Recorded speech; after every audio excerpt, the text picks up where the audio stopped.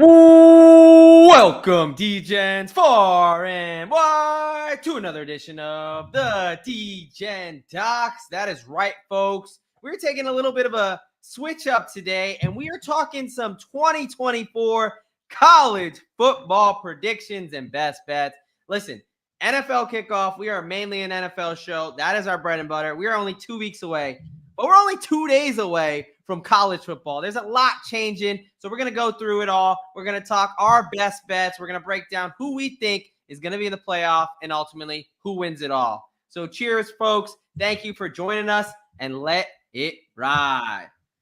This 2024 College Football Predictions and Best Bets edition of the Degen Docs on the Sports Gambling Podcast Network is brought to you by Underdog Fantasy. Sign up with promo code SGPNDOC, all caps on one word, SGPNDOC, to score up to $1,000 in bonus cash. We're also brought to you by Rhythm. Get your 7-day free trial today by going to sportsgamblingpodcast.com/RITHMM. All right, folks, I am one of the hosts, the OG Degen Doc himself, but I am joined by my brother in degeneracy, Mr. Professor Locks himself, Derek Bennett. How we doing tonight, brother? We're doing good. Hey, we are 2 days out from actual real football returning. Football. You know, this week for me has been like one of those like strange weeks because, you know, I'm a college professor, right? So it's been kind of nice. I go into the gym bright and early, get my workout in. Okay. I head into the lab. Luckily, my lab sits right over top of the football field. So I just like watch the entire football practice basically and don't get shit done actually prepare for the school year. But, you know, it's all worth it. I'll probably just like hammer it out at, 6 a.m. tomorrow morning and we'll be there. We'll be good. Things we do for football. That's right. I mean, you got to make small sacrifices every day in the off season to make it pay off. That's right. It's just part of what we do, folks. So let's talk about college football, and let's kick it off here with talking about the first game. How about this game here? We've got the College Football Classic in Dublin, Ireland. That's pretty sick. I know we did this last year, but we got Florida State and Georgia Tech. Give me your quick takes on, one, I think it's awesome that you're kicking off a game in Dublin, Ireland. That's going to be so cool. I mean, beer and football, right? I mean, who doesn't love that? Have a nice Guinness in the morning and watch some football. Listen, I can't imagine the amount of beers they're going to crush there. Yeah, I mean, that was my very poor attempt at an Irish accent, and I take that back. I take that back completely. Yes, that was absolutely awful. But in terms of the game, like it's a decent matchup to throw across the pond, right? I mean, obviously you have Florida State who had a pretty good year last year, except for, heading into the last couple games of the season when they just started dropping like flies at the quarterback position. But in Georgia Tech's kind of been on the rise over the last couple of years. So hopefully it's a good one over in Dublin. Yeah, no, I mean, as you guys can tell here, as a Gators fan, I will be saying no nice things about Florida State, but it should be a good game. We did represent some college programs this episode. We are. I was going to say we will, before we go through our bets, I'll make us disclose our fandom. So everyone is, we have that disclaimer out there. That hasn't already been. And if we have a little bit of bias into it. But no, college football, man, it's going to be a crazy, crazy year. Obviously, the transfer portal has been going nuts. With everything, I think it's too much. I think they need to figure it out. They're basically free agents. I think there should be some type of contracts and not just letting people willy-nilly leave. Conference realignment. The Big 12 has, 18, 16 teams, whatever the hell. Big 10 is 18 teams. Yeah. Right. Big 12, I believe, is 16. Like, what do these numbers even mean anymore? Power 4 now. And then the one good thing, I think, college football playoff, right? 12, no. I think we're all excited and looking forward to a true bracket format when it comes to college football, right? Everybody will still, there will still be those teams, those years where somebody should get in and still won't. You'll never satisfy everybody, but those teams that have a shot are going to get in now. You know, Yeah. from year to year, those 11th seed, 12th seed, 13, you know, it could happen, but far less likely. A 5th seed, much more likely to be able to knock one of those top 4 off. No, yeah. I mean, it's more football that's meaningful, right? I think as we transitioned into this, new era of college football, bowl season used to be awesome because it was just a bunch of different football games that people actually played, and it gave us a lot of different matchups we didn't usually see. Uh-huh. But let's be honest. I mean, it's basically exhibition games now, and I kind of get it from a player's perspective. I wish it wasn't the case, but at the end of the day, the guys want to make sure they're getting paid and they're going to the league, and that's their dream. For sure. The college football playoff expanding just creates more meaningful football, creates those matchups. Obviously, I'm hoping players aren't going to be sitting out of that, right, with the potential for a national championship on the line. And it'll be very fascinating when we're actually playing truly meaningful games in college football stadiums. Home game. The home game in the first round is going to be really huge. Really interesting. If say a Notre Dame sneaks in there and somebody from Texas or Florida has to come up to South Bend in December, that could be interesting. Or that's gonna be awesome, right? That's outdoor football. That's a historic stadium. Like, one of the things that separates college football from the NFL was that tradition, that pageantry that we all love. For sure. That was kind of falling out of the game. I know for me, at least, we have everybody changing so much more than the NFL, honestly. You're kind of losing a little bit of this loyalty. You got the big TV execs just having, the Tostitos Fiesta Bowl and all this fucking, bullshit bowls that they just want to stick their money on and have these guys just be walking ads. But I'm hoping they realize with these home playoff games on campus, I mean, just the environment it's going to create is just going to be so amazing. Can you imagine a playoff game in Death Valley or a playoff game, like I said, in the swamp? Maybe not. Exactly. Put one in the swamp. Put one, I hate to say this, but, up in Michigan Stadium. In the big house there? Yeah. Put them up in the big house. That those places are going to be rocking come middle of summer. I am, despite all these kind of changes going on, conferences, transfer portal, coaches, everything, college football playoff is one change I'm definitely looking forward to. And I have a feeling it's going to keep expanding. We'll see. I don't think 12 is going to be the final number. It'll take some tinkering. I don't hope it gets past, I don't know. I don't want it to get too big, take the regular season out of it. But yeah.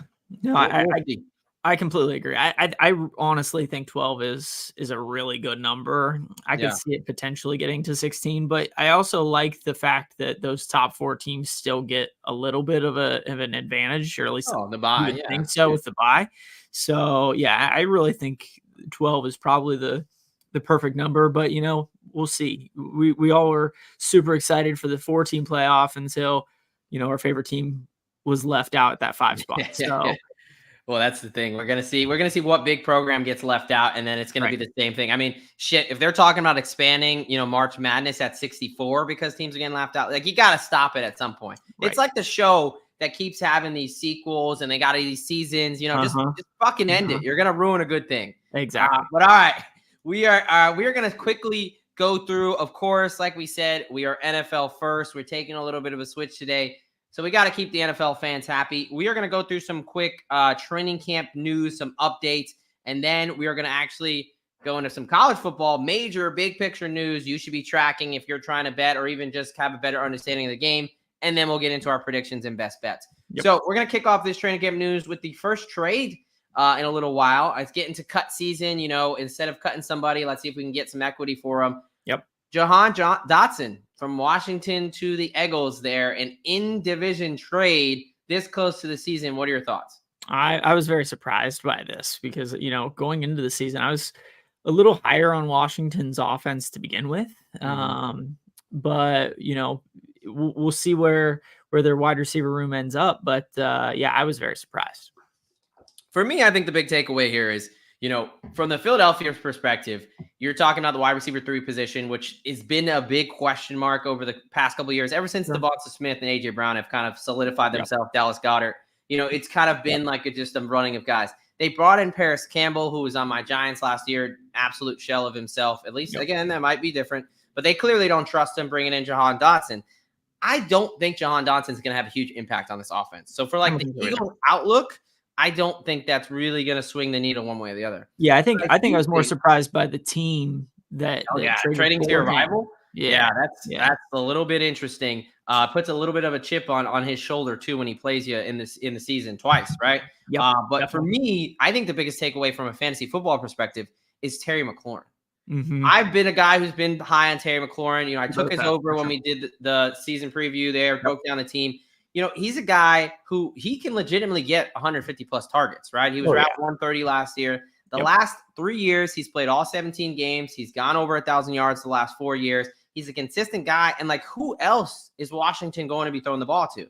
Now, I've heard, you know, in the Twitterverse, the rumors about, hey, does this mean they're going after Brandon Ayuk? I mean, dude, who at this point, I'm so tired of Brandon Ayuk's situation. Yeah. I don't even really completely agree. I do just think that this solidifies, like Terry McLaurin's going like wide receiver 30. I do not see 30 wide receivers better than Terry McLaurin. He's going to be the guy on that offense. So, yeah. Anyway, so that was your the trade there. Again, folks, we are going to be going through some training camp news, the quick hitters, get into some, and then we're going to right back into college. If you got questions, definitely drop them in the chat comments. Definitely loved interaction with the chat last episode. That's what we're trying to do here, build a community. All right, Deshaun Watson, coming back from his shoulder injury. I would expect at this point, 2 weeks until the season, like, hey, he should be. I thought he was gonna be good to go. Mm-hmm. Yesterday, he sat out with some arm soreness. He did throw today. How, like, are you worried at this point? I mean, we're 9 months out from his shoulder fracture, shoulder surgery.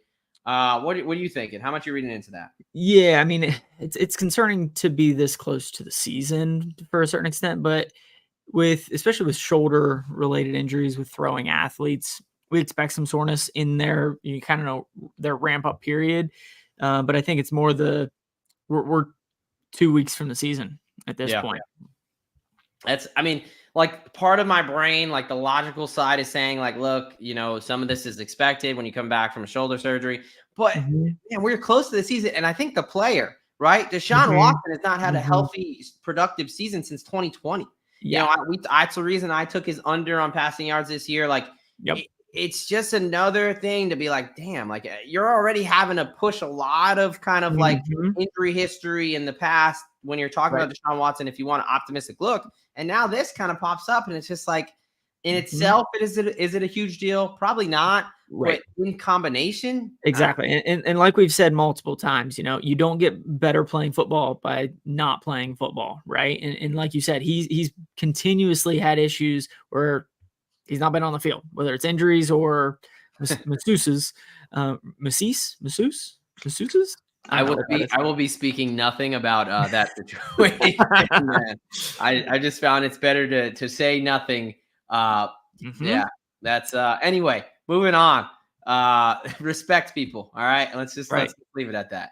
Penei Sewell. This was a bit of a false alarm again.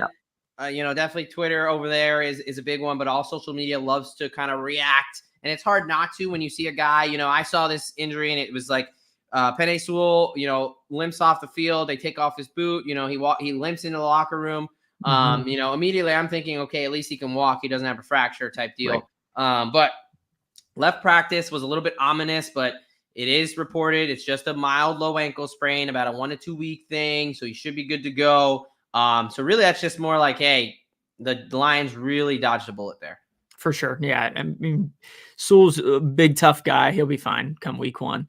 Tyreek Hill, though, on the other hand, right hand, right thumb injury. It sounds like him and McDaniels were having some thumb wars or whatever, and McDaniels got the best of him. But he also came out and said that, like, you know, if this was in the middle of the season, if he had to practice, if he had to play, he'd be fine. So I think it's just more precautionary. Yeah, no, exactly that. You know, there's just no reason to rush anything with Tyreek Hill right now. I was, you know, if it was bad enough, he is the definition of a Lamborghini, the definition of a Bugatti. Like, he is that sports car guy. If you don't need it, he can sit on the side. Yeah, especially. But the fact that, you know, he didn't do team drills, was it today or yesterday? But again, like you said, if he needed to practice, he could. So not a lot of concern there. Obviously, one to monitor because he's such a huge piece. I mean, he's, you know, he's going top 5 for a good reason. So definitely, we'll have that monitored and things like that. But right now, not a lot of cause for concern. If you're drafting and you like Tyreek Hill, take Tyreek Hill. Yep. Another guy who is similar-ish. The injury situation scares me a little bit more. But Jahmyr Gibbs dealing with a mild hamstring injury. Won't practice this week, but they're going to plan to start ramping him up next week, kind of right around that two-ish week mark. It's a grade 1, so he fits in the recovery timeline of 2 to 3 weeks. The injury happened, a week ago already, so he's got about closer to 4 weeks until the start of the season. How concerned are you?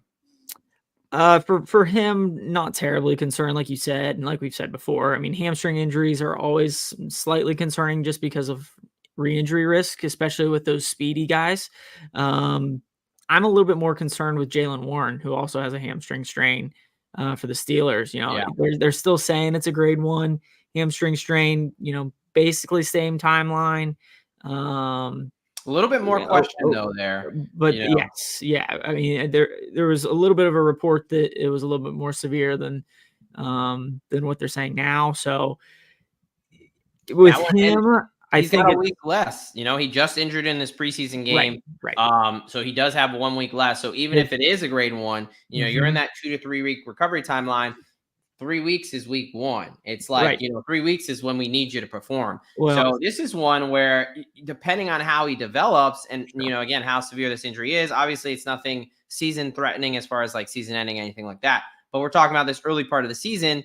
We talk about hamstring strains. They're the most burdensome injury in the NFL because of their high re-injury rates. Guys are trying to push it to get back to playing because your hamstring will feel better before it is fully healed. So before all that damage is gone, you are going to feel better. I've felt it. My patients feel this is the biggest thing with hamstrings. When you have someone, especially a professional athlete, used to playing at such a high level, if they feel better, they're going to want to go. And that's the big detriment to them. So that one doesn't worry me. I know we're both kind of Najee and Jalen guys. Yep. And I was going to mention that for really both of them, if for whatever reason that Q still pops up on Gibbs or Warren, Monty's still there.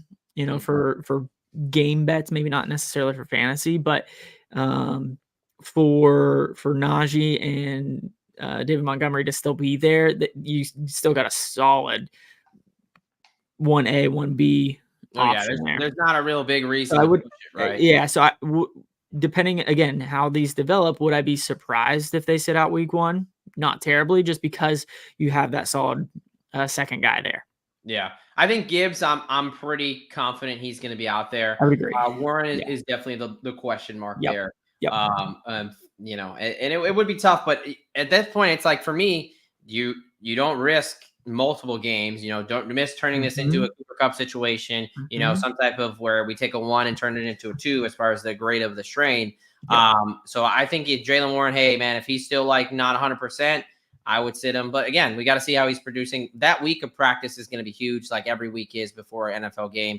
You're going to kind of be able to tell. That Thursday, Friday practices really, really give you the indication there. Yep. And then we're going to go through two more here real quick. Let's go. Curtis Samuel picked up a turf toe injury, labeled as week to week. So turf toe, why it gets that name is because the big joint, that's joint in your big toe gets hyperextended when people push off into a turf because it's a hard surface. Yep, that's like imagine Derek's thumb there is his toe. And so that's the situation there. It's basically irritation at that joint.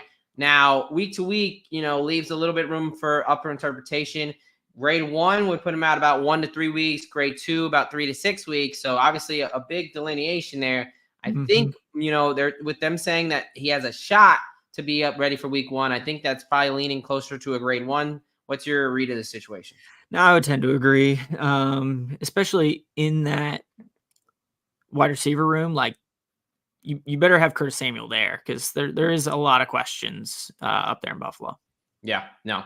And then last one, I just want to hit on because he's one of my guys. Juwan Johnson activated off the pup.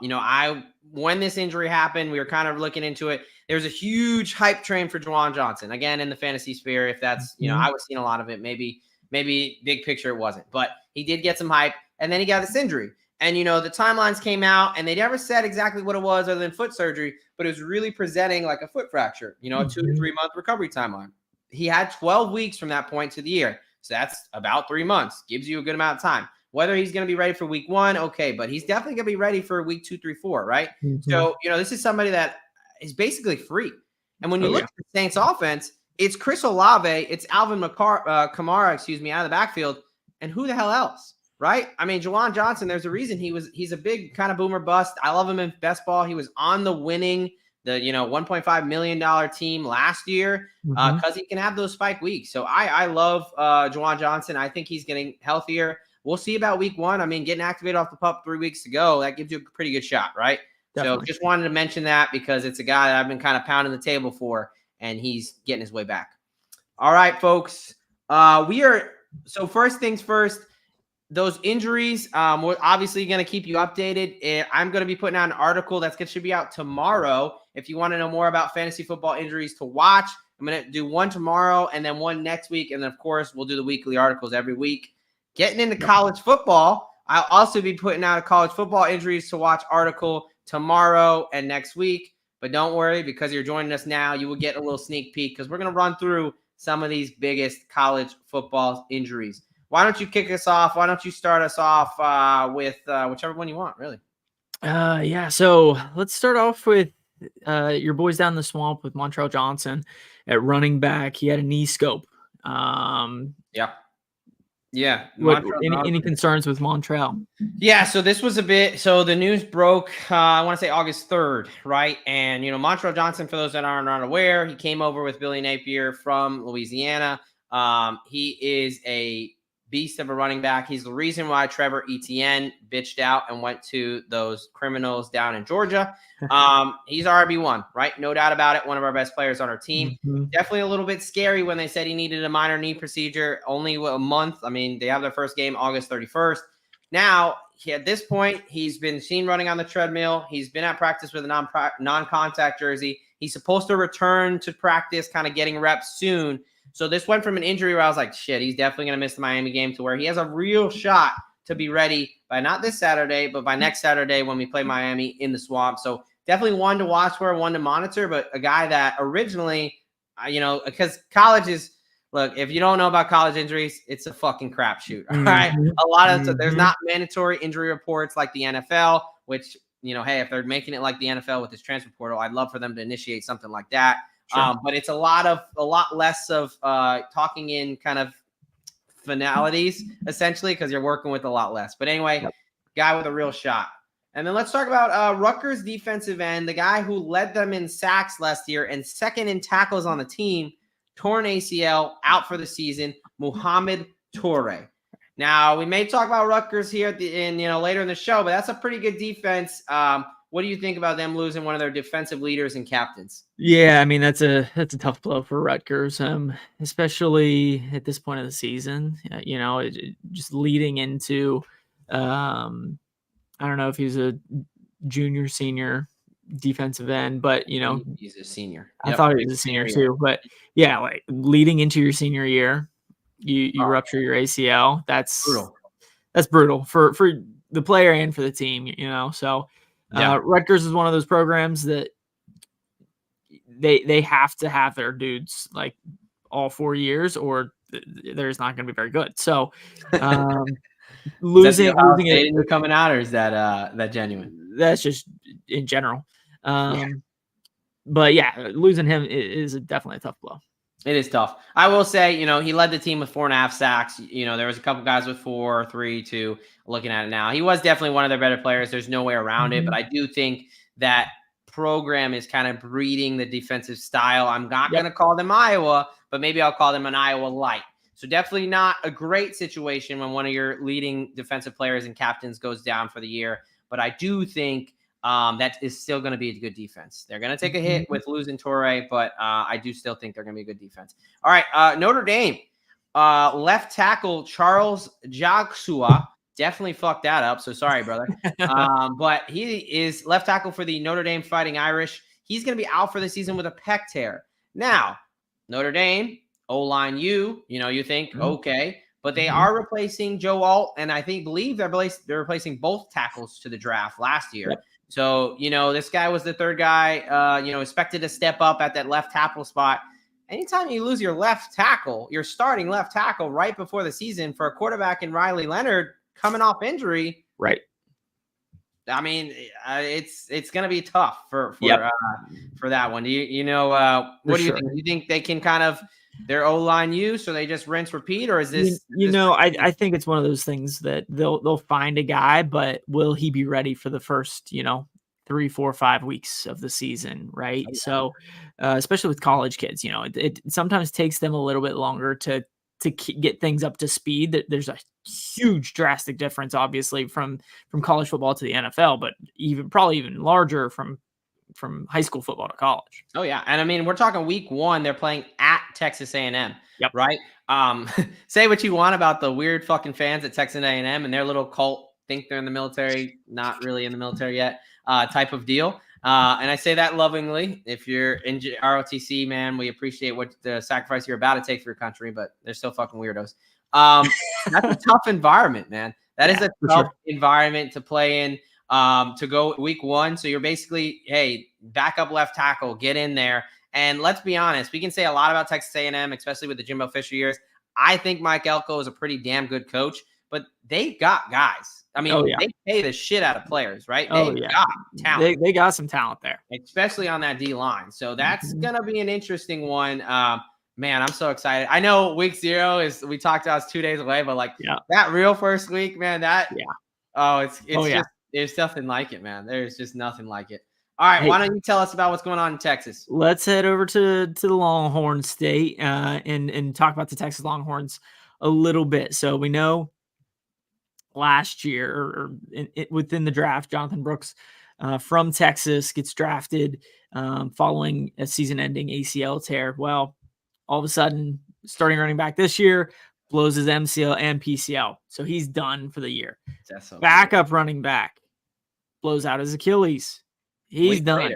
A week later. Yeah, he's done.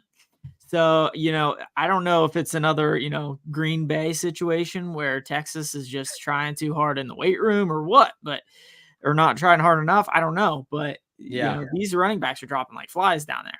Yeah, no, I definitely kind of categorize this one more into like the freak accident injury type. Not much you could do there. I was kidding. Situation. There was like a clear nucleus. You know how they would talk about those fucking super spreaders? There's a clear super spreader event where they were being dumbasses in the weight room. Here, when you're talking about Achilles, MCL, PCL tear, this is just, hey, teams are ramping up for the season. Just like we're going to see in the NFL, you're going to get some of these injuries as they got to get ready because, in a week from now, you're going to be going with someone who's trying to take your head off. So absolutely brutal for CJ Baxter and Christian Clark there. Baxter was a guy coming in who had the most experience as far as he actually as a freshman, he was super highly talented and he actually got some carries with Brooks going out. Right. So now, they're going to have to turn to that running back depth for a team that's trying to not only in a new conference, but they've got shot at, the CFP and a national title. That is what they're expecting going into the season. So losing your starting back and then a backup there is not what you want right before the season. Sticking with the running backs, we're going to go over to Wyoming to talk about Harrison Whaley. If you do not know the name, if you are, more of the casual college football fan, I invite you to watch some of his highlights from last year. He's been an electric player. This Wyoming team is a really nice team as far as they like to run the ball and they like to play defense. And they get they play at elevation there in Laramie. So he is a little bit of a mystery as far as he's expected to miss time with the knee scope.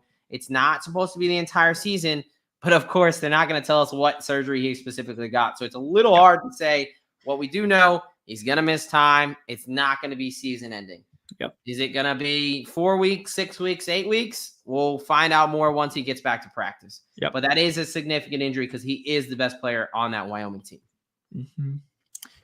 Let's head back to Texas, this time to the Aggies and A&M. But again, another running back, major foot injury this time with Ruben Owens, likely out for the season. But again, don't have a ton of information. So, if Texas A&M is still in contention for the playoff, does he make a run at it potentially? And that was the question, when Elko was talking about it, as far as what the injury was, he was kind of saying, look, it's probably going to be out for the season, but if we make a deep, deep run, he's got a shot to return. again, is it a Liz Frank type deal? I think a Liz Frank would definitely put him out. It's probably not. Is it some type of fracture? I think if it was a Jones fracture, he'd kind of have a better shot to return. So yeah, interesting to see, like, is it an ankle dislocation? Again, we're kind of speculating here because they just say significant foot injury. But obviously, plan for him to be out probably the entire regular season, and a very small chance he comes back for the postseason. But at that point, if you made it to the postseason without him, you probably found a guy who's running pretty hot. So are you really going to take him out for the guy who's coming off, barely being recovered, rusty? Sure. Yeah, right. So we'll see. And then the last one I will take because holy shit, another Georgia player got arrested. Color me shocked. All right. But hey, they actually took some fucking accountability. And so Ra Thomas coming over from Mississippi State. He transferred over last year. He was going into, I believe, his senior year. Mm-hmm. He's supposed to be wide receiver 2 there for Georgia. He got dismissed from the team for his second account of family violence and when he was arrested. Not a lot to say there. I'm shocked. Stupid. Yeah, I'm shocked that Georgia actually took some action because it seems like every other week there's someone driving, 180 on the whatever road they got down there. But hey man, if you're gonna beat your family, you're a piece of shit. I don't really feel sorry for you. Yep. He's a kid, so I hope he learns from it. I hope he does well, but really not a lot to say other than they're going to be missing their wide receiver 2. We'll see if they can. We'll see if they can replace him. Sure. So, all right, folks. Again, we talked through NFL injuries really quick. We went through the major college football injuries. Any more questions, concerns about that? I have 2 articles coming out tomorrow that's going to be covering all that and a lot more in detail. So definitely check that out. But for now, we're going to keep rolling on. And let me tell you about everything we got going on here at SGPN. Let's get this graphic up here. So I want to let you guys know that everything you see in the merch store is 10% off with promo code football. Most of the time, all I wear is my SGPN gear. My wife makes fun of me because I don't shop much. Listen, if you like to shop, good for you. That's just not a thing I do. I wear a uniform every fucking day so what do I need to shop for? But I am always excited when, we get our little Christmas cards being employees and we get to go shop at the merch store. Picked up some sweet shirts, that you'll definitely see with me wearing on the show. But, I think my favorite is my nice green over under 17 beers shirt. They got something for everything over there. Do you have a favorite SGPN item? I don't know if I can pick one. The shirt that I wear the most just has to be the Degen's only one. It's part of the Degen families. That's what we're creating here. Exactly Degen only family. So sometimes it's the simple things in life, folks. 10% off everything there. And college football kicks off this week. No shit. If you're listening to this, you know that. But you want to tune in to the Sports Gambling Podcast and a college football experience for their week 0 picks and all your favorite futures. So they're going to be going a much more in-depth, bringing about all the games. Again, week 0, there's like 4 games. Let's be honest, you're itching for football. You want to get a little bit of coin on week 0. And you're probably like, I have no idea if Montana is going to take out New Mexico as a 13.5-point favorite, right? My FCS champion. Or is Delaware State going to be able to hang with Hawaii? So definitely check them out here. I will definitely shout out the college experience guys. They do some great work over there. Some of these takes were inspired by their wealth of knowledge. So if you have not checked those guys out, definitely check those guys out over at the college experience. All right. I think we're ready. Let's roll. We're getting into it, baby. Let's roll. We're kicking off. The way we are going to do this is we have all the teams and we have them as far as, what their over-under is and then what there are to make the playoff as far as the top teams. We didn't do it for everybody because let's be honest, fucking Stanford is not making the college football playoff. Nope. All right. So why don't you start us off? Let's talk big picture first. We got some newcomers coming in as far as Stanford and Cal and SMU. So what are your thoughts as far as the ACC? Can we call them the Atlantic Coastal Conference? No, you really can't. They stretch east to west. So are we going all coast conference? I've all heard coast, that's the not athletic coast. Athletic. Conference. What makes an athletic? I don't know. Any coast I was just conference? trying to find an A word. Yeah. But no, as far as the incomers go, I think it's kind of an interesting group because Stanford has a decent history of bringing in some dudes at the quarterback position. They've been down for the last few years, and obviously by their wins number, not expecting much this year. But one team that I'll be interested to see if they can play with the big boys in the ACC is SMU down in Texas. Yep. Yeah. They were coming over for the American, which they look good in the American, but what does that say, right? Right. I thought the American was a little down last year, and they got 8.5 win total. Yeah, that's some respect away. They got a squad down there, but when they start going to schools like Clemson, like a Florida State, like a go to Blacksburg at night and just be rained down with some Metallica, so it'll be interesting. All right, so I before I forget, I do want to do this because, like we said, let's go ahead and disclose to the people who our teams are. Obviously, it's not a huge fucking surprise. I'll go first. Look, I'm a Florida Gators fan. I went to the University of Florida for undergrad. For graduate school, I went to the University of Pittsburgh, and then I'm in the United States Army. So, of course, I'm Army football fan. So those are mine. Look, full disclosure, because when we get into some of these bets, we want you to know, let you know that so you can understand there's definitely maybe a little bit of bias there. Why don't you disclose who you like to root for? Yeah. So obviously, we met in grad school. So I also went to University of Pittsburgh. So definitely to keep track of what Pitt is doing in the ACC. But I grew up in the great state of Ohio, and there is one team that reigns amongst all others in the state of Ohio, and that's the Ohio State University. Just not the past 3 years, right? That's got to be Michigan the past 3 years. We'll talk again in November, but yeah, I grew up about an hour east of Columbus, and Ohio State basically takes up the entire state of Ohio in terms of fandom. So yeah, no, it makes sense. Grew up a Buckeyes fan, and makes betting the Big Ten a little bit more challenging for sure. Yeah. If you didn't catch Derek basically like swooning over Joe Burrow on the AFC North preview, despite him being a Steelers fan, that tells you a little bit about the Ohio kid there. He didn't play football at Ohio State. He just practiced. So you don't claim him, because some Ohio State fans try to claim Joe Burrow as part of Ohio State. I mean.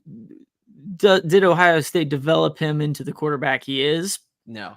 I mean, I don't know if Coach O was doing a whole lot of quarterback. I'm telling you, it's the UCF kid who laid him out on that pick six. That's true. Ever since that day, that man was a changed man. Yep. But all right, let's get into these picks.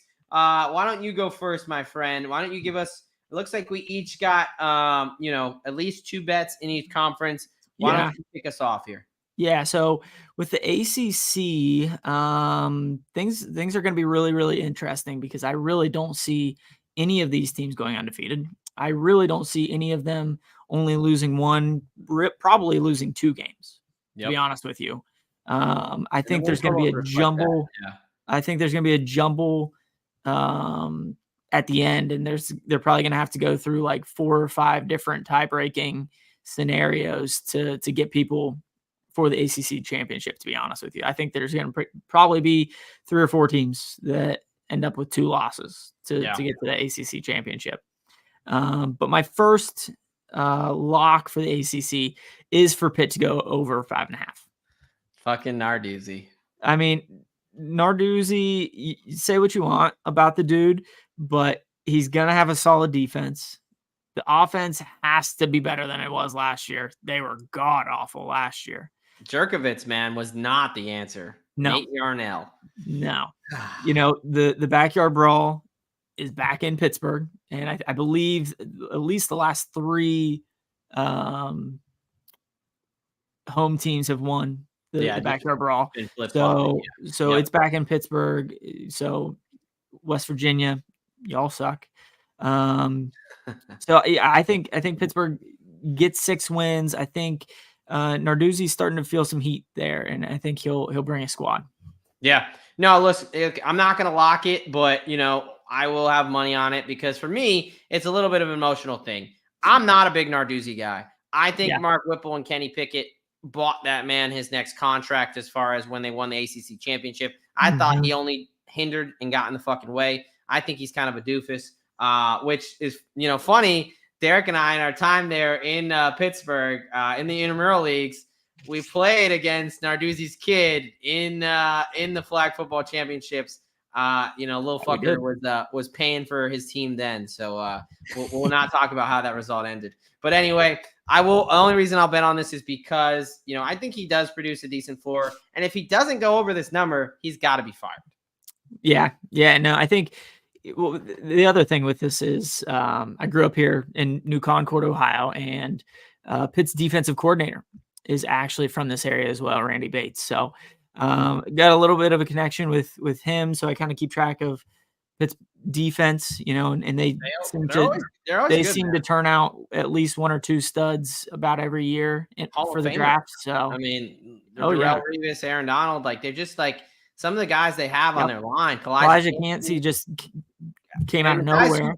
Guys you won't know about. They're on nobody's radar right now. Right. I know they had some guys transfer out that I was excited to see, but I do think they'll keep a good defense. And like Derek said, it's hard to be worse on offense than they were last year. Jerkovich was awful. And Yarnell, despite being a lot less of a caliber prospect, he definitely produced better.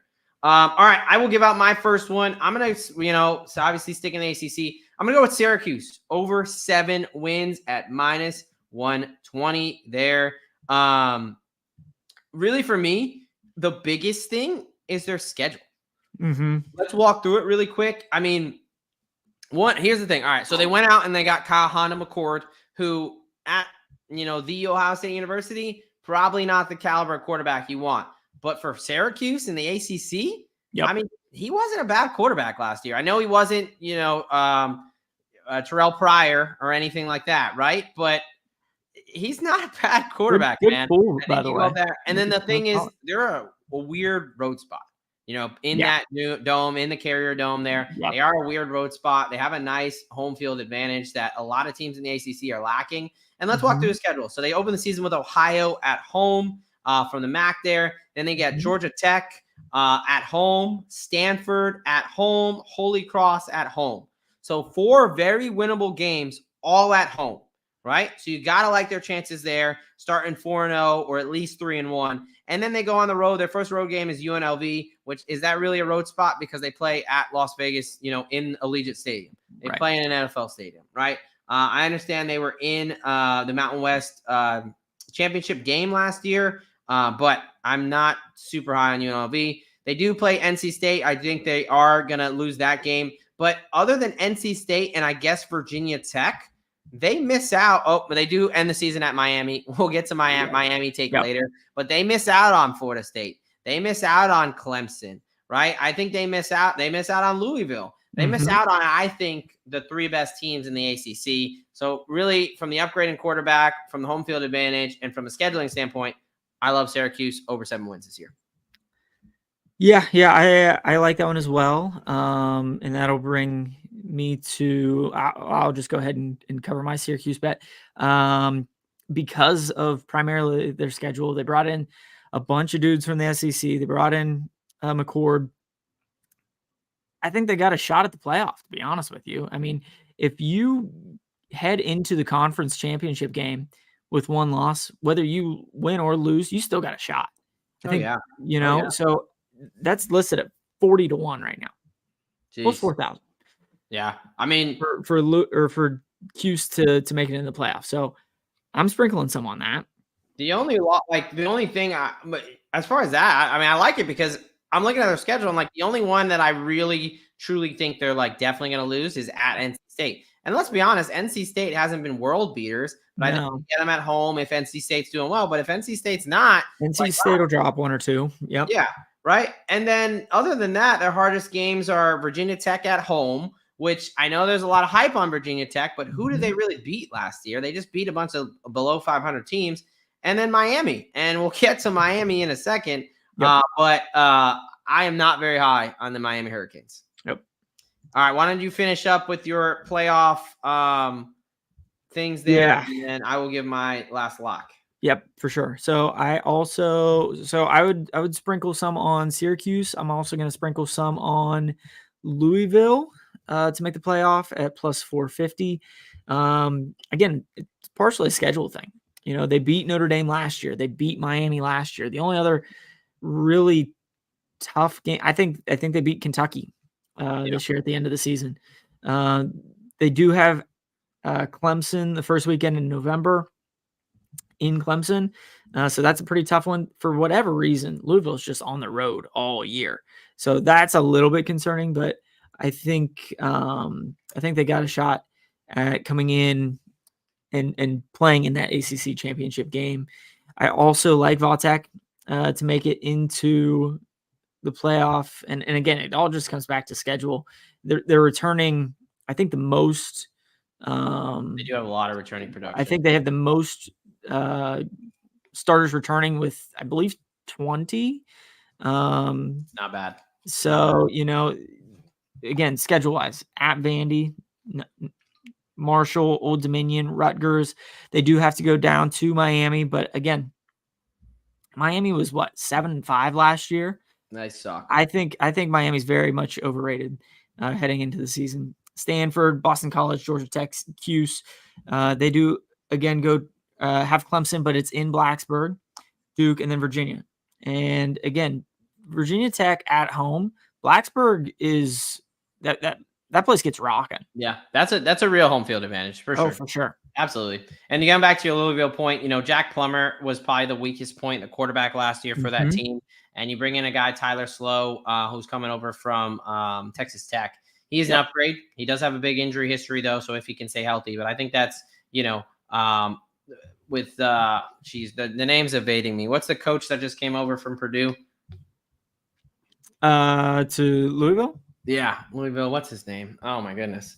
We've been too into the NFL streets, but I do like him as a coach there. All right, I will go ahead and finish up with the lock here for the ACC. I'm gonna go with Miami under 9.5 or under 9, excuse me, plus 105. Not a shocker based on my reaction to some of these things here, but Miami, right? When is the last time they won 9 or more games?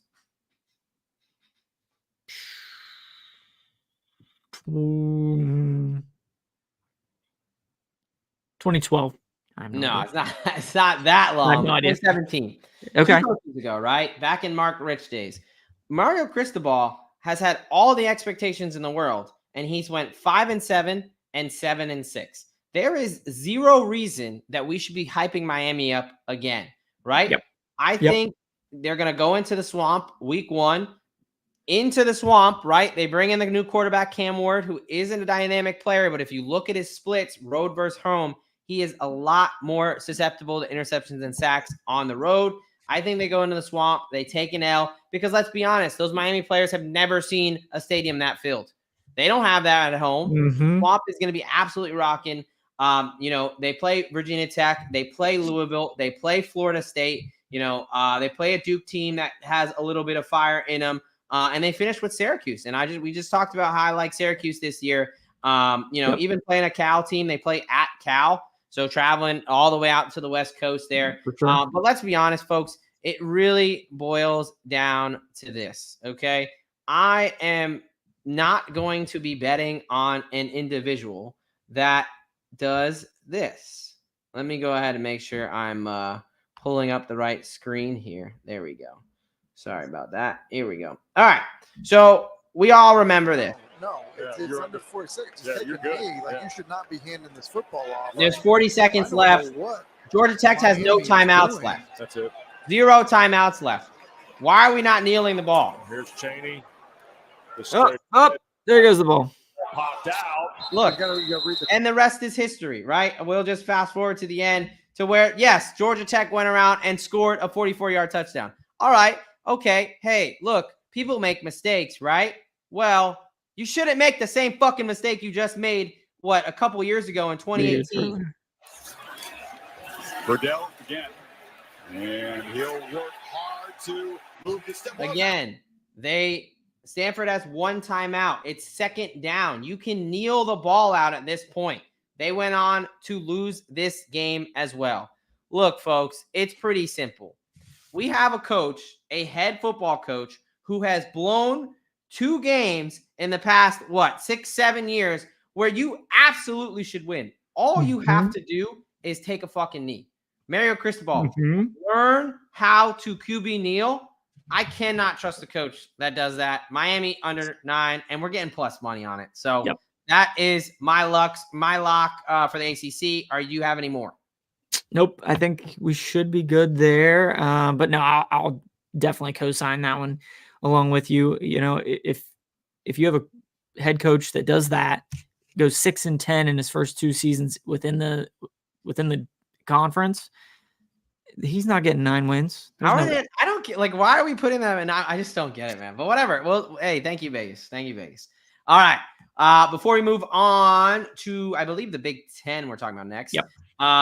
Let me tell you about Underdog Fantasy. Underdog Pick'em gives you a chance to win 1,000 times your entry or play fantasy football the right way with Best Ball. Best Ball Mania is live with $15 million in prizes, guaranteed prizes, $1.5 million to the first place winner. And you can use these specials and boosts that we always talk about. They always have a shit ton of specials going on. Obviously, this one now is a little outdated, but they got a bunch of specials. They are just trying to give away money, it seems like. They've got season projections, not only on NFL, they've also got them on college football as well. So sign up with promo code SGPNDOC and to claim your special pick and first-time deposit offer up to $1,000 in bonus cash. Yes, the graphic is a little outdated. This news is so new, so hot off the presses for you guys. We didn't even get time to make a graphic for it. So if you use promo code SGPNDOC, you can get up to $1,000 in bonus cash. All you have to do, sign up, promo code SGPNDOC, deposit $1,000. Boom, they will match it, immediate $1,000 into your account right before football season. So make sure you head on over to underdogfantasy.com, promo code SGPNDOC. Also want to tell you about Circa Sports, of course. Circa Survivor and Circa Millions is back, where they're giving away $16 million in guaranteed prizes. Just imagine for a second. Everyone loves Survivor pools. You know, everyone playing around the office. Because let's be honest, once it gets to Thursday, Friday, no one gives a shit about what we're working on. We're all thinking about what games, what bets we're trying to place this weekend. So, you know, Sally from the cubicle over, she says, hey, you want to join the office Survivor pool? Sure, why not? You know, throw in 20 bones, and holy shit, you're 15-0. You're 16-0. You take down the whole damn thing, and what? You get $100 and barely anybody realizing? Fuck that. You need to go to Circa and sign up for their Circa Millions, where you can win $10 million on their Circa Survivors. I don't really know what else to say about it. I think it's pretty easy, but if you want to go ahead and sign up, obviously it's a little late, but hey, if you want to make a last-second Vegas trip out this weekend, ultimate sign-up weekend, where they'll have open bar events, our bosses, Sean and Ron and Sean will be out there. You can even use promo code SGPN15 to save 15% off your hotel. And then if you need a proxy because you don't live in Vegas, like most of us are degenerates do not, you can head on over to proxy.footballcontest.com, save $50 with promo code SGPN, and you get a free hat. Look at that. They're just upgrading these promos for the people. All right, getting back into it, let's talk about the Big Ten. Looks like we got a little bit of similarity here, so I will let you start us off with your first lock for the Big Ten. So, has anybody in Vegas looked at Iowa's schedule? It's a joke. Don't tell them. Just keep it. I mean, it's a joke. I mean, if we look at Iowa, obviously we have the Iowa State game, and who knows who's going to win that one? That one's always up in the air. Well, hold on. You forgot the first game. Okay, so they have Illinois State. Well, hey, big news, guys. If you didn't see today, head coach Kirk Ferentz was suspended for 1 game because of his recruitment of Cade McNamara 2 years ago.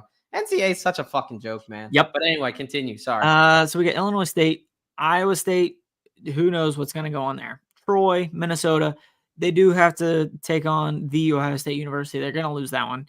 Okay. Washington, big decline coming off of their playoff berth last year, most likely. 2 returning starters, only 2. Yeah. Michigan State, Northwestern, both programs are shells of themselves. Wisconsin, that one's a tough one.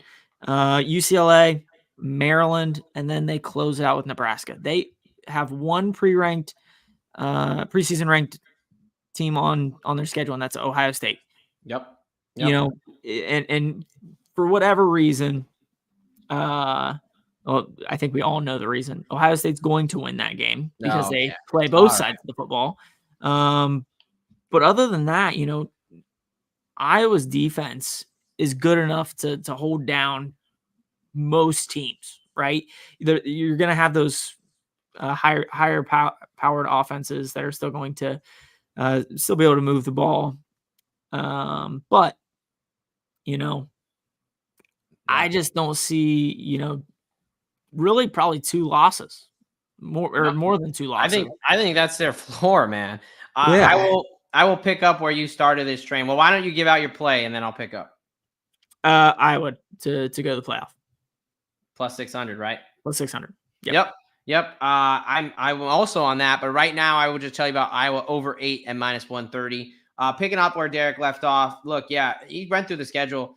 I think you got Iowa State at Iowa. You know, it's a home game. That's a toss-up. Those games are always crazy, fucking 10-12 or some shit like that. Amazing football. But anyway, so let's say they lose that, right? Mm-hmm. Okay. Then again, Illinois, Troy, Minnesota, who I think they're better than. I do think they'll lose to Ohio State, you know, at Ohio State. I just think they just got too much offense for them. Yep. You know, I'm sure the first quarter it might be 3-0, and then it'll probably end, you know, 24-3. Washington, we talked about. No one's coming back, right? I really have them favored in every game except the Ohio State game. And, you know, I mean, the Iowa State game's at home, so I think they will be favored. But I do say that's a toss-up. Yep. I think 10-2 is worst case scenario.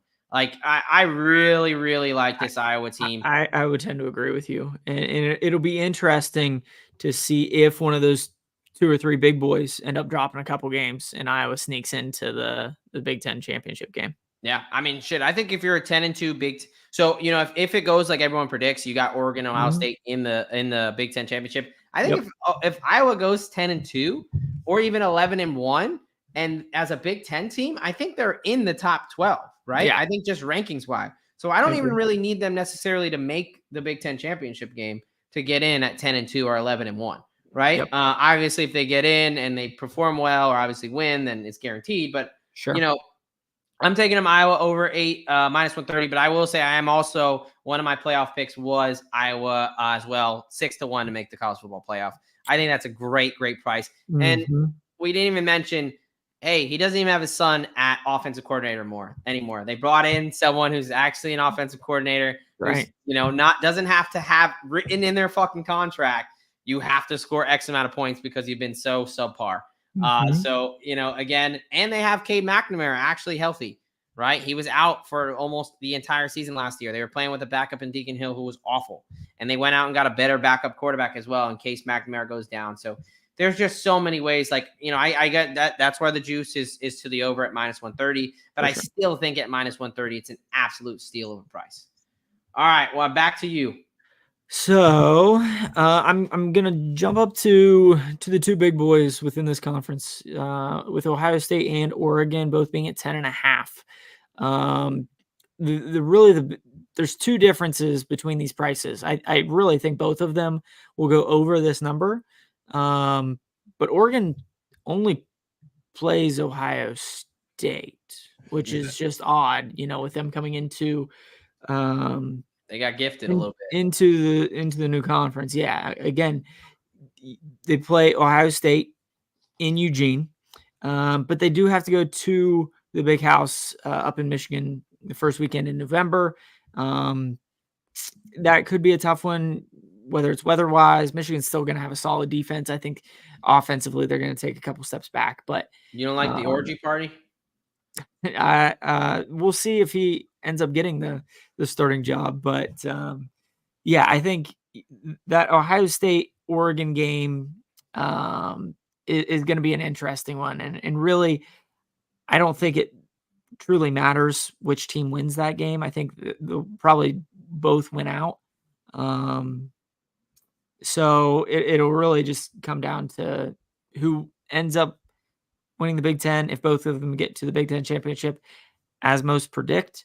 Yeah. But again, looking at schedule-wise, looking at the price, I'm taking Oregon's 10.5. Yeah. Over. No, I don't hate that. The only reservation that I have is, coming into a new team, but the Pac-12 was a damn good division last year. It was damn good conference. Definitely. So, I don't think it's like a huge step up in competition for most of the games. Again, I don't hate it. Look at that schedule, dude. Most of those teams are not very good. That Boise, seems to be a Oregon common State, theme. UCLA, Illinois, Maryland.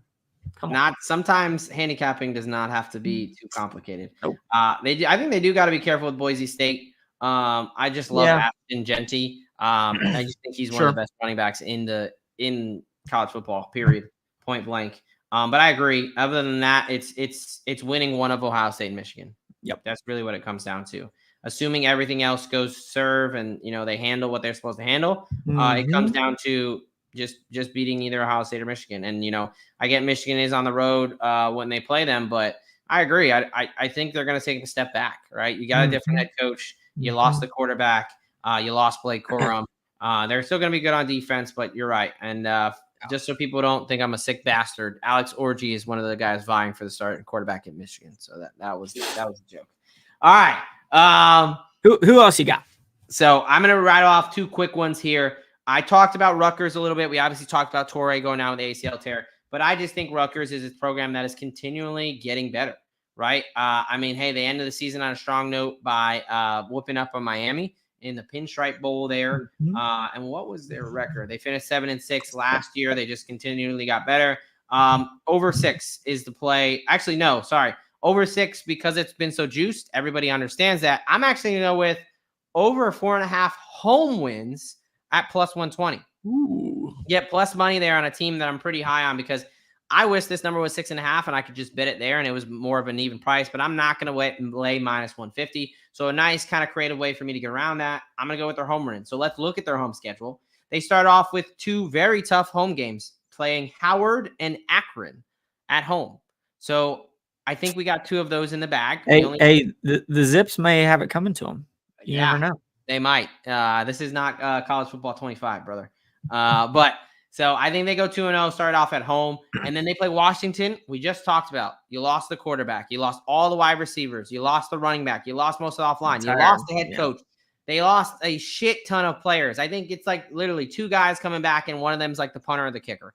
So Washington having to travel to Piscataway with New Jersey, they're going to fucking hate that.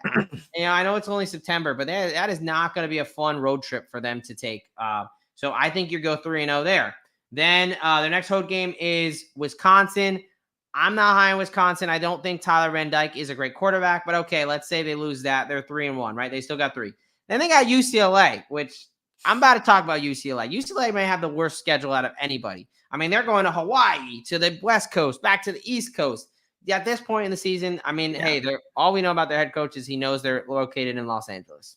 Good for you, But all right, then. So I do think they take UCLA out. I think that gets them to 4. And then you have Minnesota and Illinois.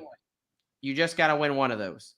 I really think they have a shot to win all 7 games at home. Let me make sure I did my math. 1, 2, 3, 4, 5, 6, 7. Yeah, all 7 games at home. I think they definitely get to 5, and to get to plus money, I think it's a slam dunk. So give me Rutgers over 4.5 home wins at plus 120. Digging your bag a little bit there. I like it.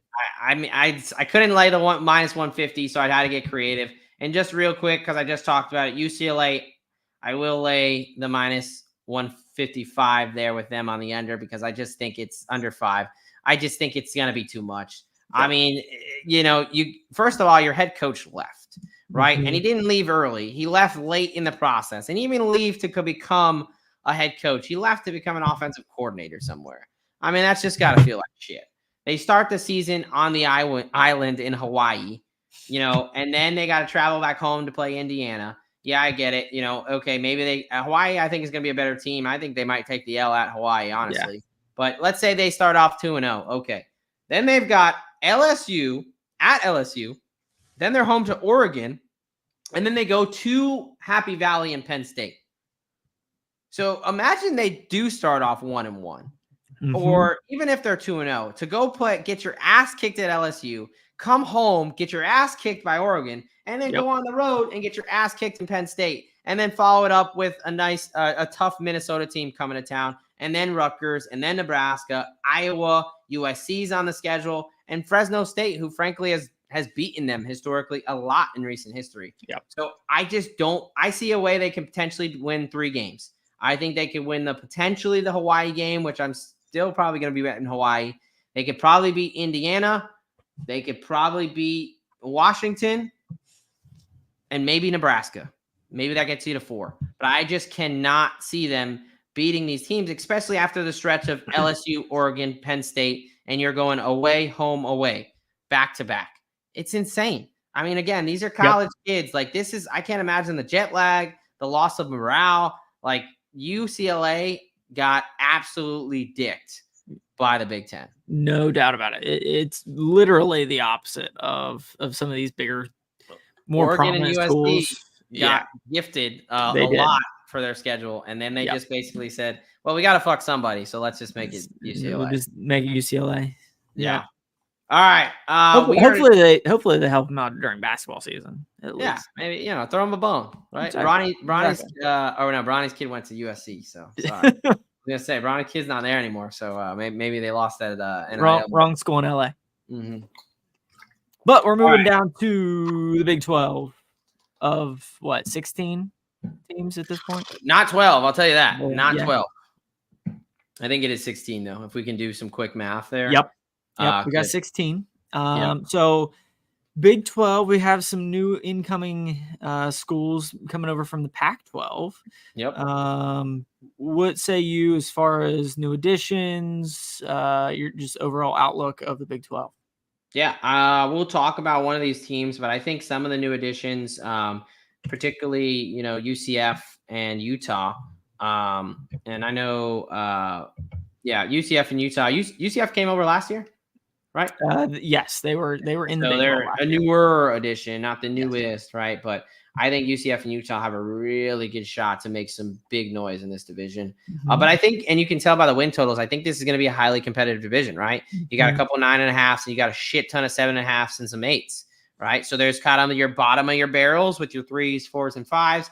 And then you got a lot of teams that could make some noise there, whether it's in the conference or in the CFP. So I think it's a very fun division, but it's also one that it's pretty hard to predict, I would say. It's a little bit too wide open, But getting into that, why don't you? So you've got one play for this division? Yeah, go ahead and lead off with one of yours. Yeah, I will lead off, and I'm going to lead off with a team that I was trying my hardest to not be high on. Again, the Gators biased, but I'm going to go with the UCF Golden Knights over 7.5. At minus 125 there. Okay, so a couple things. One, University of Central Florida in Orlando. It's a weird road trip for a lot of these teams, right? You're going all the way to Florida. You're playing in Kansas, Texas, whatever, right? And now you got to go all the way down to Florida, especially later in the year. It's going to be hot as shit in Orlando, right? So what are teams going to be able to expect there? The other thing, the big offseason addition, KJ Jefferson coming over from Arkansas.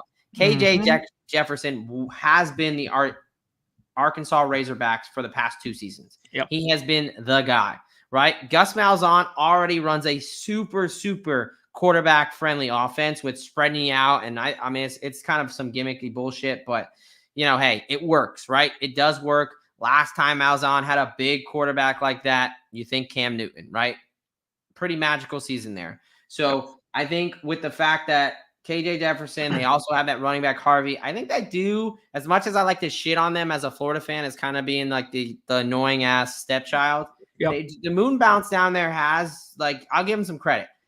they've got some fans, and they've got some pretty energetic fans down there. So I think the Moon Bounce does give them kind of that nice, weird kind of home environment, kind of in this Big 12. So I like them there, and I also like them to make the title game at plus 425. Okay. They're obviously plus 900. To get into the playoff. I think that's also to win the conference, right? So I think they might have. Potentially. But anyway, I just like them, plus 425. I think looking at their schedule very quickly, they start off with New Hampshire and Sam Houston. I think we're okay there. A TCU team that's kind of a shell of its former self. Then they get Deion and Colorado coming all the way the fuck down to Orlando, when who knows what's going to be going on. Is Deion going to be requiring, all his players to go to Shador's concert the night before? Who knows? And then they do go to the Swamp in Florida, where I do think they take an L. But hey, they can start off 4-1. They play, as far as the top of the conference, they do play Arizona and Utah, but they also get a lot of middling teams like Cincinnati, BYU, Arizona State, West Virginia, and Iowa State. So other than potentially the Utah game, in Arizona, I guess, but Arizona is at home. Like, they legitimately could be favored in 8 or 9 games. And I really do think that they're going to have a pretty solid year. So as much as it pains my soul, give me UCF on the over and to make the title game. No, I like that. I can see where you're coming from. I'm not quite as high on UCF as you are. But I'm going to take one of these big blue bloods from this conference. And when we typically think of this school, it's not in football, but I'm going straight over to Kansas and taking the over 8 wins for the Jayhawks this football season. And again, mostly comes back to their schedule. I think they finished up at 9-4 last year, coming off a bowl victory. But you have where'd it go? We'll see if Mr. Jaden. Here it is. So they had the Lindenwood Lions to start off their season. Tough game. Wherever Lindenwood is, I don't know. No. At Illinois, UNLV. They do have to go up to West Virginia. I think that's going to be a tough spot. TCU, Arizona State, Houston. They play at Kansas State this year, so that's going to be another tough one. They got Iowa State at home. At BYU, they got Colorado at home, and then they go to Baylor. So I really think between the Kansas State one, obviously, is going to be a tough one. Yeah. I think going to WVU could be a potential hiccup spot as well. But other than that, I would probably favor them in the rest of these, to be honest with you. Yeah. It's hard to argue with you there. I mean, who knows what Baylor is going to be this year? Aranda, is he going to be fired? Is he still going to be there? They're just kind of one of those weird-ass teams. But every other game, it is hard to say that they're going to be underdogs. I mean, I think they'll still be favored against West Virginia, but I agree that is a tricky spot. Yeah. I think, what kind of could get you, if I would lean over, but the fact that they're not playing at home this season because of their renovations, they're playing at like the Chiefs Stadium and the MLS Stadium, whatever. That's kind of a bummer. Yeah, but what was Kansas ever a real great home court or home field advantage? Right. That's true. But I think Leopold has got them getting at it, but you're right. It's not like they're losing the big house or anything. Mm-hmm. And then the only thing is Jalen Daniels is going to stay finally healthy. Right. He's an electric player, but all last season, we saw a lot of Jason Bean because he was in and out in the lineup. So, but I do agree, not being able to predict injury, assuming Daniels can stay healthy, I think that is a good bet. All right. I'm going to wrap us up here in the Big 12. I'm going to talk about Arizona State, a team that I am very low on this season. And wouldn't you know, so is Vegas, as you see that they are very, they are over a modest 140, so they're under as like minus 160 or something, minus 180 or something like that. So again, I'm going to get a little bit interesting, a little bit different. I'm going to go Arizona State under 2.5 home wins, minus 120. So first of all, they only have 6 home games. They start the year with Wyoming. Now, I wish Wyoming had Harrison Whaley. They do not, but I still think Wyoming is a better team than them. I think they're a team that's still looking for direction at quarterback. They had, a absolute carousel of quarterbacks last year. I think this is a team that they start off where not too confident in Wyoming. Then they get Mississippi State and SEC school to go on and come over. I think they can maybe get one of those. All right, so now you got one. You need two more the rest of the year. Okay, their next home game is Kansas coming to town. We just talked about how we like Kansas. Then they got Utah, the overall favorite in the division, coming to town. That's going to be a tough game. And then they have UCF coming, who I just talked about how I'm high on UCF. And then they finish with BYU. I think saying Kansas, Utah, UCF, definite losses.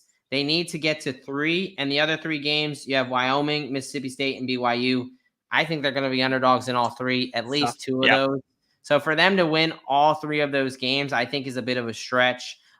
Could I see them winning 2? Potentially. Maybe. But still, I don't think they're winning all 3. And I definitely don't think they're upsetting Kansas, Utah, or UCF. So that is the play for me. All right. We've got one more division, and then we're going to talk playoff, and we're going to get the hell out of here. Divisions? We got rid of those. We're talking conferences here. This is college football. The NFL brain. It's just hard to switch it off. So let's tell you about Rhythm. That is right. Have you ever wanted to create your own sports betting model for football?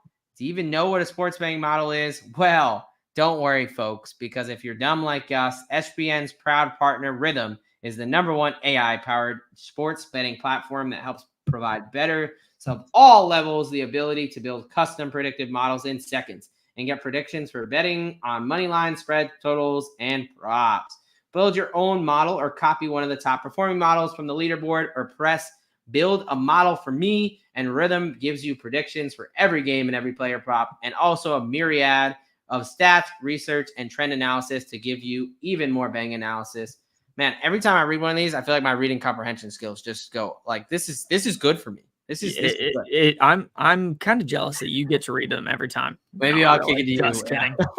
But simplify your betting process as we kick off college football season this Saturday, folks. So claim your 7-day free trial by going to sportsgamblingpodcast.com/rhythm. That is sportsgamblingpodcast.com/RITHMM. And last one, we're telling you about Game Time. That is right, folks. We're telling you about our friends over at Game Time. It is your go-to place for last-minute tickets. The prices get better the longer you wait. So if you are a procrastinator, then this is the app for you. They've got concerts. They've got, obviously, football games. Any type of game you could think of, they've got it. So go ahead and use our promo code SGPN.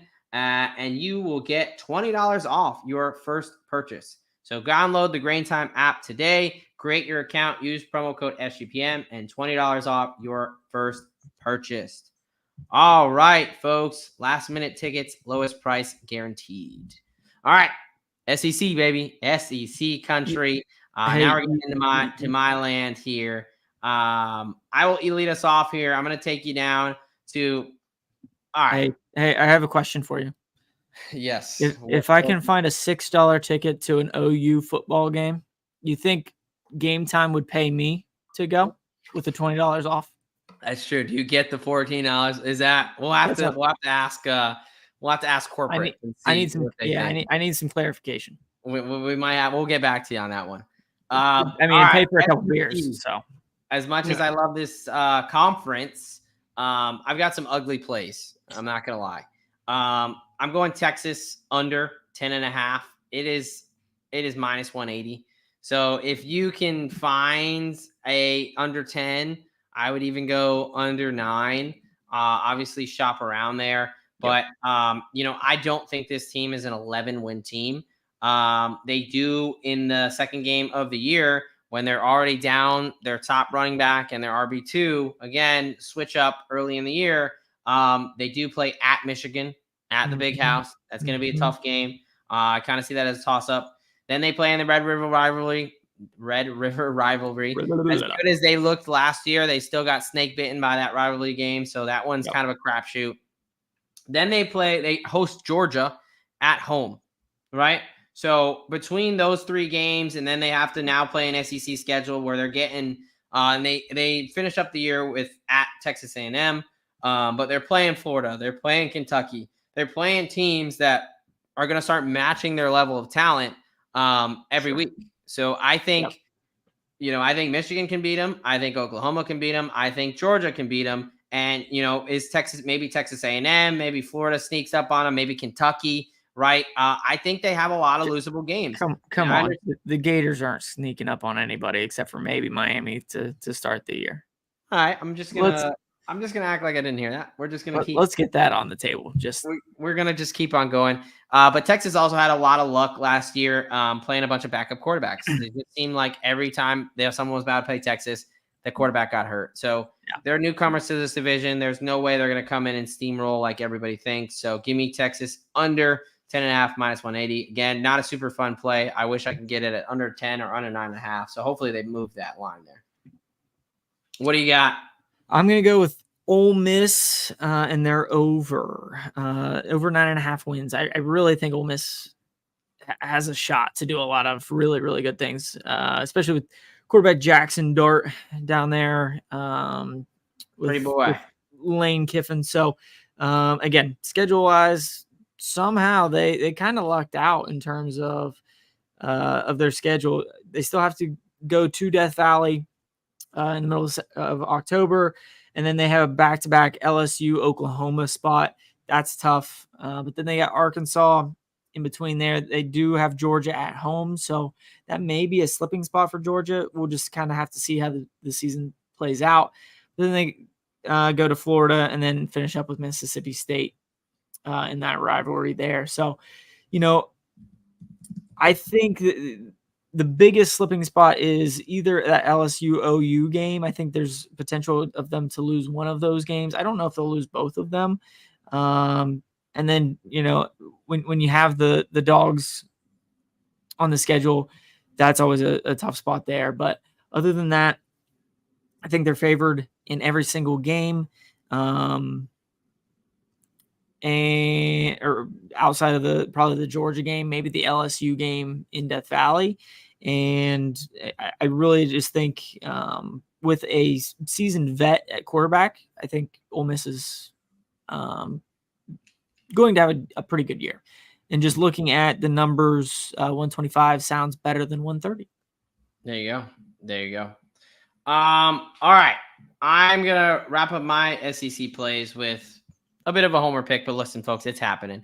Give me the Florida Gators over 4.5 wins at minus 155. Excuse me. This is another one I wish, I'd bet it up 5.5. I bet it up 6.5. Listen, the Florida Gators are not losing that many games. We are winning at least 5 games. Look, I know it's been a rough stretch, but that is not Florida Gator football. I think they've only, would have gone under this number like twice in the past 40 years. This is just not the culture. All right. But even more than that, I understand where you hear Graham Mertz and you automatically think like, oh, that guy sucked at Wisconsin. Yeah, I kind of thought that too. But Graham Mertz is a solid quarterback. I mean, he had a 72% completion rating. He had 20 touchdowns and only 3 interceptions. The big knock on him was he was turning the ball over too much. 20 touchdowns, 3 interceptions. That's a better touchdown interception ratio. That's just about as good as Carson Beck there. And people are, swooning over that guy. So there's just no way, folks. I don't want to even get too far into it. I think we start off the season beating Miami. And, again, don't forget the Swamp is a magical place, a magical home environment. Like, do not forget that. We start the year with Miami at home. Again, I think we win that. We play Samford. I hope it's not like a year past where Samford was scoring 50-something on us. That's not happening. So we're going to start 2-0. Then we got Texas A&M coming to town. All right, we might drop that one. But Mississippi State is a down year. I talked about the UCF game. I don't think, UCF, I think they could be a good team. But, again, that's in the Swamp. So I kind of like us there. And, Kentucky comes to the Swamp this year. We do finish the season with a really fucking tough schedule. I will say that. We got to play Florida Georgia game in Jacksonville, at Texas, host LSU, host Ole Miss. at the Seaman Holes in Florida State. That's a tough schedule. But I do think between Miami, Samford, Mississippi State, UCF, Kentucky, I do think that we can win those games there. So give me Florida on the over. I know there's a lot of non-believers out there, but fuck them. That's all I got to say. Well, it's hard to follow that one up. But with my last pick for the SEC, I like A&M as well this year, kind of as in a bounce back spot. And again, the schedule makers kind of did them a favor by putting most of their tougher opponents, giving them a home game. So they do have Notre Dame to start the year at home. They do have to go to the Swamp, so that one evidently is a question mark because the Swamp is a magical place. But I do think they will take care of the Gators there. They do have Bowling Green, Arkansas. They play Missouri at home. They do have to go to Mississippi State, but then they have LSU at home. They go to South Carolina, New Mexico State. They have at home. They go to Auburn, but then they have the Longhorns at home to finish the year. So it'll be interesting with that rivalry being resparked at the end of the year. But I think Notre Dame breaking in a new quarterback is a tough spot for them to be on the road down in Texas A&M to start the season, and then they don't have another ranked opponent until October. Yeah. And again, Missouri coming to Texas A&M. I think that's really probably a toss-up. Missouri has definitely had a better football team over the last couple of years, but Texas A&M has some dudes. Yeah. And I think it's one of those things where for whatever reason that spiral just started really, really early and it just kept rolling last year. But I think A&M has an outside shot at making the playoffs at plus 220. Yeah, no, I think that's good. I like Mike Elko, and he's definitely got way more talent than he's ever had.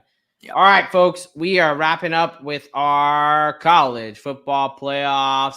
I do want to take a second to say, look at this schedule. I mean, we're going to have college football playoffs and NFL playoffs in the same weekend. I think NFL wildcard weekend is going to overlap with the playoff semifinals. That's going to be so fucking awesome. It's going to be awesome. It's going to be amazing. All right. We are going to quickly rattle off. Before we get to these, actually, let's start doing our little bit of, they didn't really fit in the category picks. I'm going to give out Army football, West Point, the Army Black Knights, over 6 wins at plus 100. They move on. They're no longer an independent. They're in the American Conference this year. They are another year. Look, Jeff Monken wins games. He has multiple years where he wins 9 games. I think they go into a division where they don't see a lot of the triple option there. I know Navy is part of the team, but hey, Navy sucks, right? Army's coming off a year where they beat Air Force, they beat Navy, they play both those teams again. I really like this Army team here. They've got Bryson Daly coming back for another year in quarterback. You got Tyrell Robinson, you got Kanye there, and that is one of the runbacks, not easy, but. So I really like that team. And then I like them to make the title game at 9-1 just to make the American and hey, SMU, one of their top dogs, is out of the American Conference. So I do like that. Definitely wanted to throw that in there. I think you got some Heisman picks for us. Yeah, so both of them coming out of the Big 12. I think the Big 12 is like most conferences has had a lot of turnover. But there's been one fairly steady guy when it comes to Utah football, and that's Cam Rising. Yep. Absolute dog when he's on the field, and he's being listed at 40-1 to win the Heisman. I think the Big 12 has taken a slight step back in terms of higher end teams with the loss of Texas and Oklahoma, and I think Utah starts to put up some numbers and really starts to show their dominance in the Big 12 in that move to that conference. So I really like him rising. And then I also like Ollie Gordon at Oklahoma State, who's probably he may be the best back in the nation outside of Judkins and Kevin Henderson. Gosh. But at 75-1, I'll throw some change on that. I mean, the Heisman this year is really up for grabs. With all the moves, with all the transfer portal stuff, with all the change in conference stuff. There really isn't like that one guy, those 2-3 guys that you can really push to the front of this list. It's really up for grabs. So I think this may be one of those non-quarterback years, and Ollie Gordon is that dude at the running back position.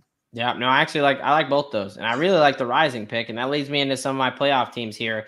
I like Utah to come in and just start to own that Big 12 right away. Yep. They're plus 200 to make the playoffs.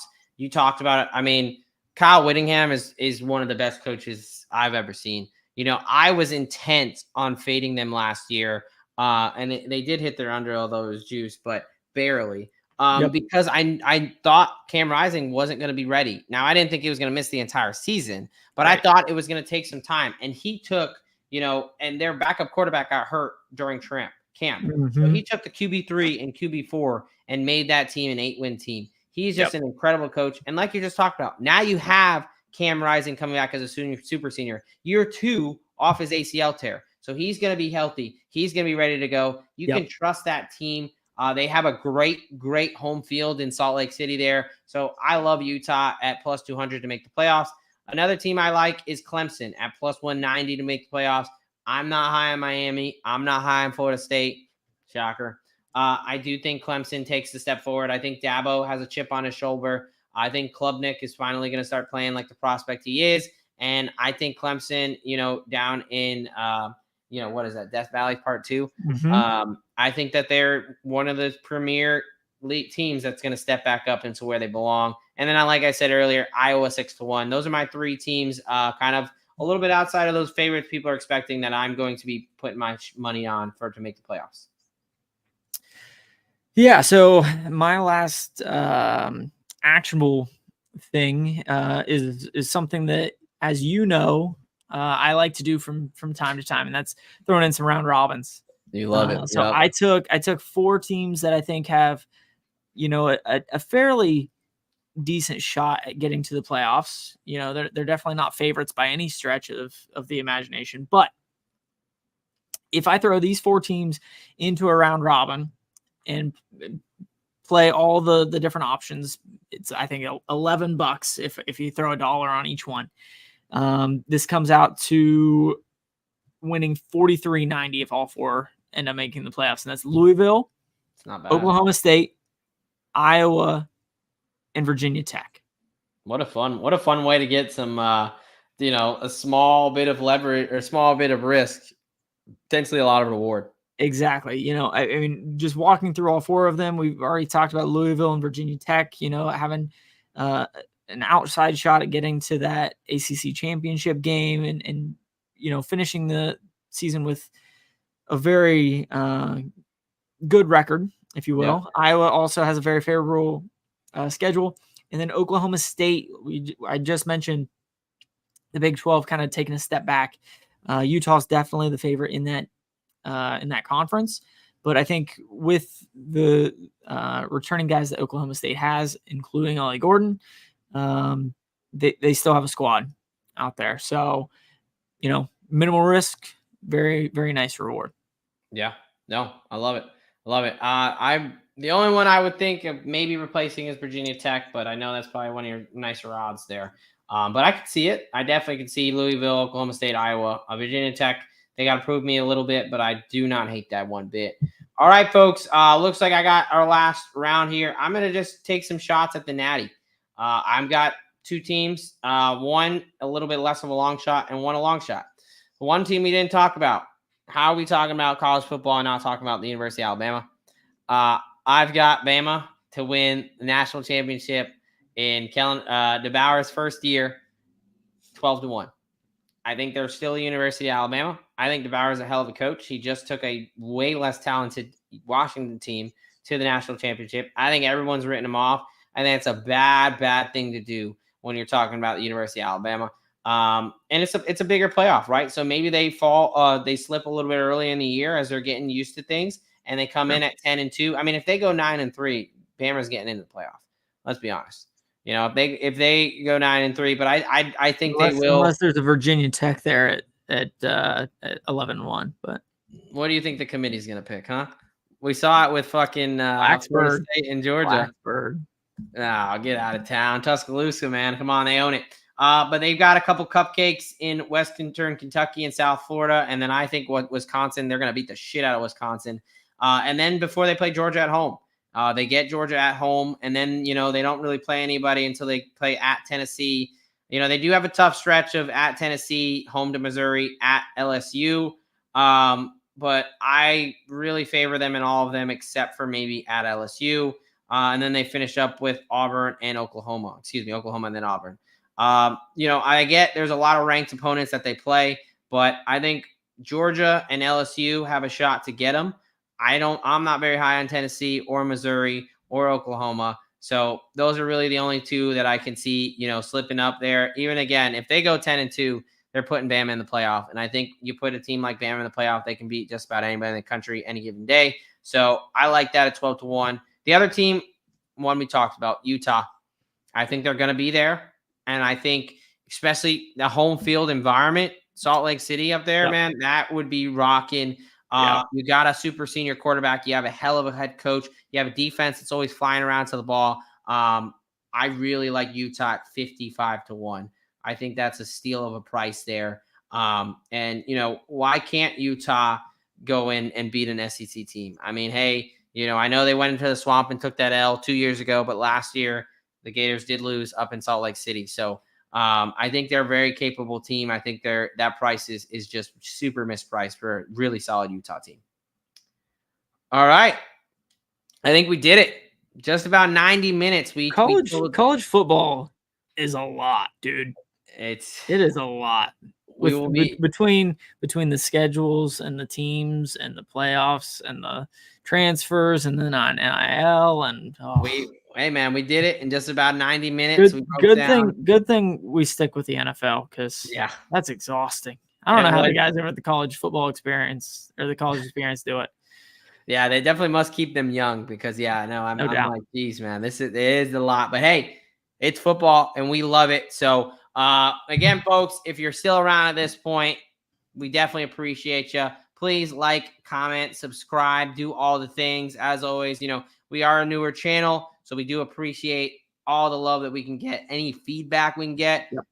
And we're back talking NFL just next week. We're going to wrap up with our final future bets, what we are locking in before the start of the season. And then it's week 1, and week 1's here. So what do you got for the good people before we get out of here? Nothing. All right, man. Have a great weekend. Have a great weekend. Enjoy real football being back.